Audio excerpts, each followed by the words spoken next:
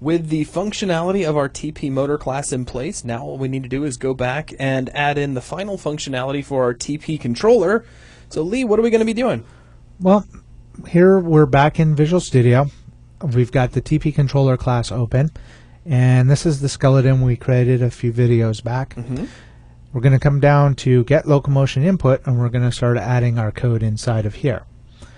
Now, back in the theory, we had a couple of steps we had to do. We had to zero out our move vector, and then we had to get the input from the player and check the vertical and horizontal axis input and add that to our move vector. Right.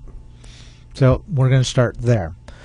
So we're going to rely on tpmotor.instance, which is that instance reference that we were saving, so we could get access back into our TP motor instance that's attached to our character. So I can rely on that, which opens up our move vector property.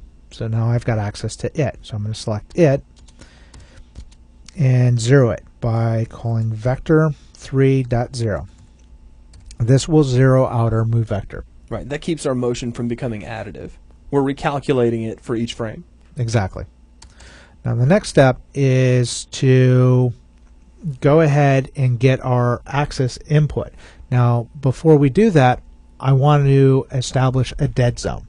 So to do a dead zone, we're going to create a var, call it dead zone, and I'm going to assign it a value of 0.1 with an F to assign it as a float. Right. So if you decide that the dead zone is too large or too small, this is the value that you can change that will adjust the dead zone for your controller. Now, would you want to open that up to be public? Well, with the case of a keyboard controller and the new modern controllers, that's not something that we're really going to have to worry about. Right. It's just with the way the get access works, there is a very, very small number that gets returned. That's just to override that. Okay. But if your game is going to go to a lot of different platforms and you do find it as a problem, you could actually move that up as a public variable that you could set inside your engine. Okay. So the first thing we're going to do after we've set up this initial stuff is get our vertical axis. So we're going to do input dot get axis, and we need to tell it what axis we're looking for. The axis we're looking for is our vertical axis. Now we're going to check to make sure that that value is greater than our dead zone, or it is less than the negative value of our dead zone. Right. Make sure it falls outside the range of the dead zone. Exactly. So vertical is less than negative dead zone.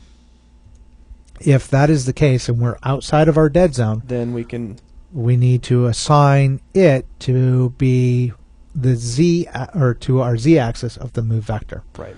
Because our vertical axis on our controller is going to handle forward and backward motion, which we know takes place along the character Z. Right. So once again, we'll go back to tpmotor.instance.moveVector, and we'll... That's move speed. Oh, yep. Good call.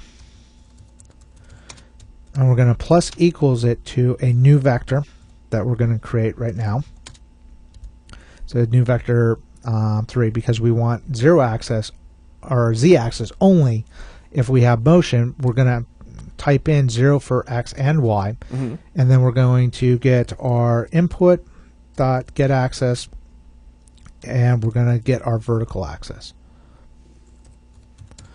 So that will assign our vertical axis into the z-axis if we're outside of our dead zone. Okay.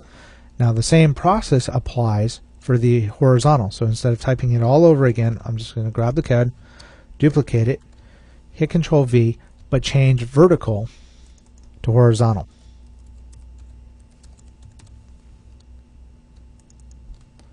And we need to do that in all locations. But instead of assigning the horizontal to the Z, we got to actually move that to X. So we'll delete the first two and then we'll add zeros for the next two values. Makes sense. And because we're doing an additive operation instead of an assignment operation, this will just add whatever motion on horizontal to the X to what we established previously when we set vertical. And all of those are both added to 0, which is why we zeroed out everything. Okay. If we didn't do this and we passed in a new move vector, this would just get added to whatever we had passed in. Right. You'd have a magnitude that just kept steadily increasing. It would still end up getting normalized, but it wouldn't be reliable anymore. Right. Now, we've gotten the input from the user. We've created a move vector based off of that input, and it's going to return back out the get locomotion input, but the motor still doesn't know it to do anything with it. Right. We have to tell the motor that we've gotten our input. It's now time for you to process that input. Okay. So to do that, we're going to once again call TP motor instance, and we're going to tell it it's now time to update the motor.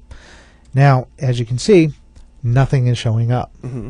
The reason nothing is showing up is in TP motor, when I changed the update motor, I forgot to set its accessibility to public. Oh, yeah, there you go. So if I don't set it to public, it's by default going to be private, which means I can't access it from outside of this class. So if I go back and set that to public, I now can update my motor, and this will force the motor to update itself after we have set the move vector. Okay. So that, with a quick build to make sure we get no compile errors, is all the functionality that we need for both TP controller and TP motor. In the next video, we'll actually wire this into our character and test to see if it actually moves. Sounds good. Well, let's jump right into it. That'll wrap things up for this video. Thanks for watching.